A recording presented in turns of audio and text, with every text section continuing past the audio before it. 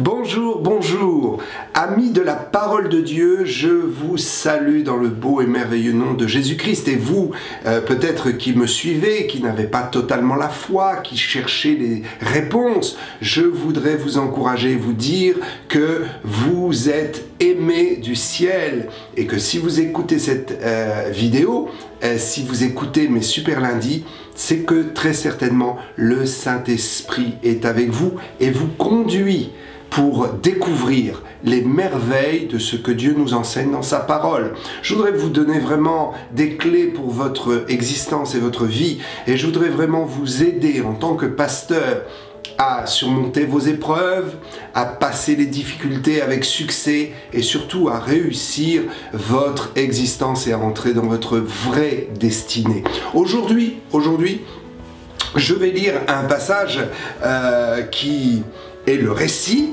d'une délivrance extraordinaire de ce qui se passe lorsqu'un esprit démoniaque, lorsqu'un esprit méchant sort de la vie de quelqu'un. Lorsque les puissances du mal sortent de la vie de quelqu'un, il se produit quelque chose. Dans Matthieu chapitre 12 et verset 43, lorsque l'esprit impur est sorti d'un homme, et oui, si vous croyez en Dieu, il faut aussi accepter le fait et croire que Satan existe et qu'il a avec lui toute une armée de démons et que ces démons n'ont pas de corps, ce sont des esprits et parfois ils viennent. Comment est-ce que cela se produit? Je ne sais pas. Comment est-ce que cela peut s'expliquer? Je ne sais pas. Mais une réalité, c'est que ces esprits viennent et ils entrent dans les corps des gens, ils entrent dans l'esprit et le cœur des gens et ils les tourmentent. Et nous avons besoin de la puissance de Dieu pour chasser ces mauvais esprits et pour en être délivrés. Et je crois que si vous vous sentez menacé, si vous vous sentez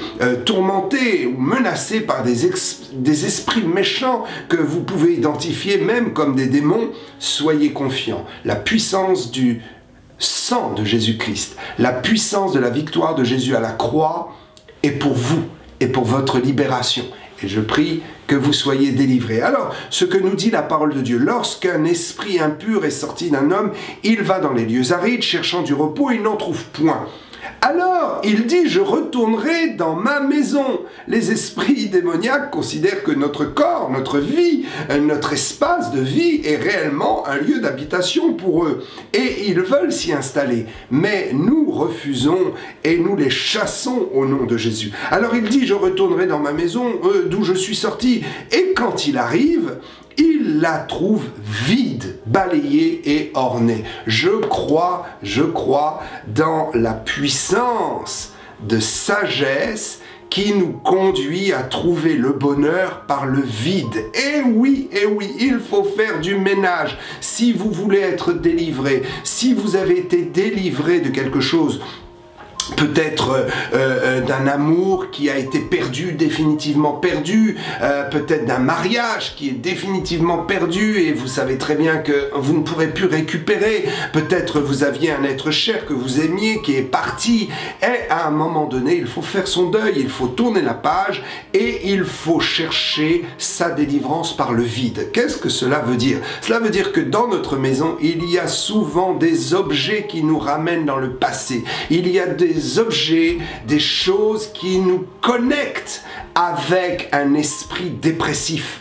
avec une réalité qui appartient au passé mais qui n'appartient plus au présent parce que Dieu nous a fait grâce et parce que peut-être nous avons trouvé des moyens de nous en sortir. Si vous restez accroché à votre passé par des objets qui vous rappellent votre malheur, vous ne pourrez pas vous en sortir. C'est pour ça la Bible dit, lorsqu'un esprit méchant est chassé, alors il va se produire quelque chose. Nous devons lire entre les lignes. Quand nous sommes délivrés d'un malheur, lorsque nous sommes délivrés d'oppression, lorsque nous sommes peut-être délivrés d'addictions qui nous ont fait souffrir, qui ont encombré notre vie, nous sommes heureux, nous sommes délivrés, alors à ce moment-là, Dieu nous donne la sagesse pour nous débarrasser de tous les objets et de toutes les choses qui chez nous pourraient nous reconnecter avec un passé que nous avons vomi. Par exemple, Si vous avez eu une déception amoureuse et que visiblement ce n'est plus possible de repartir en arrière, de raccrocher ou de réparer les morceaux, il faut penser à votre avenir. Et si vous gardez des photos de cette personne qui vous a fait souffrir, que vous aimiez et maintenant vous savez que ce n'est plus possible, si vous gardez des photos, ça vous raccrochera toujours à votre passé. Je crois qu'il faut savoir se débarrasser de certains objets et il faut savoir faire le vide. L'esprit méchant est venu et il a trouvé quoi? Il a trouvé le vide. Il n'a pas trouvé de support pour rattacher la personne à son malheur et à son passé. Je crois que le bonheur peut s'opérer aussi par le vide. Je crois que nous avons tellement de choses qui encombrent notre quotidien. Nous sommes parfois des spécialistes de la conservation de choses anciennes et nous avons chez nous parfois tellement de choses, de cartons et d'objets inutiles qui encombrent notre vie et notre espace de vie. Il y a des gens qui pourraient vivre dans un espace large, peut-être dans 50 ou 60 mètres carrés. Ils ont un appartement qui n'est pas si grand que cela, mais ils le réduisent parce qu'ils ont entassé des cartons, des choses dont ils ne se serviront jamais. Et on dit, oh mais je vais conserver cette vieille table, oh je vais conserver ces vieilles archives, oh je vais mettre ce carton ici, je ne veux pas m'en défaire, parce que peut-être un jour je pourrais m'en servir. Et en fait, ce jour-là n'arrive jamais. Mais ce qui se passe, c'est que ce carton, ces objets prennent de l'espace et nous empêchent de vivre et nous empêchent de visionner l'avenir. Je crois que nous avons tous dans notre maison, dans notre espace de vie, des choses dont nous devrions nous débarrasser et nous devrions faire un peu plus le ménage. Il y a tellement de choses inutiles.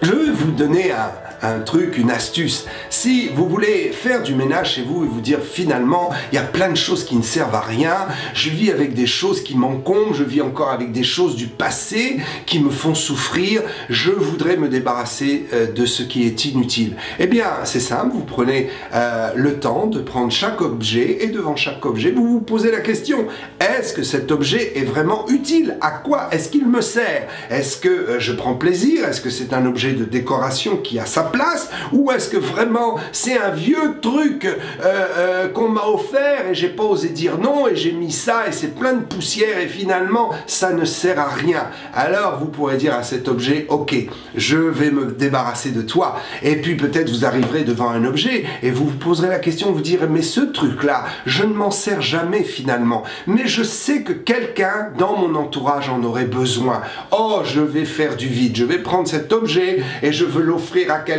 qui en a vraiment besoin. Allez voir dans votre grenier, allez voir dans vos caves, allez voir dans vos placards. Il y a tellement de choses qui sont là à dormir, à vieillir et qui ne vous servent à rien du tout, que peut-être qui sont des objets en double, alors que peut-être quelque part, quelqu'un a besoin de cela.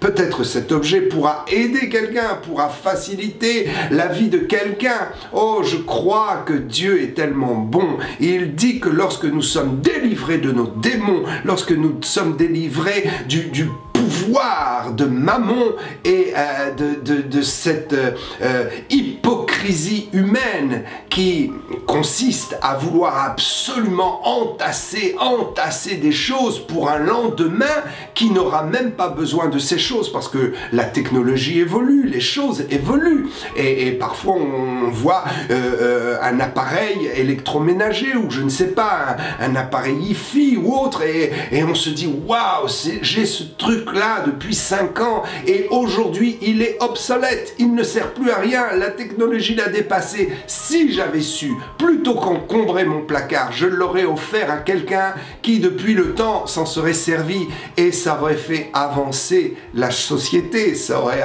fait avancer les choses. Je crois que Dieu nous invite à nous débarrasser de tout ce qui nous encombre et à vivre beaucoup plus simplement. Alléluia! Quand un esprit méchant est chassé, alors notre esprit s'ouvre, nos yeux s'ouvrent et nous sommes dans le désir de vouloir faire du ménage chez nous, de vouloir faire du propre, de balayer, de vider tout ce qui ne va pas et de reconstruire notre avenir par la motivation de notre milieu environnant.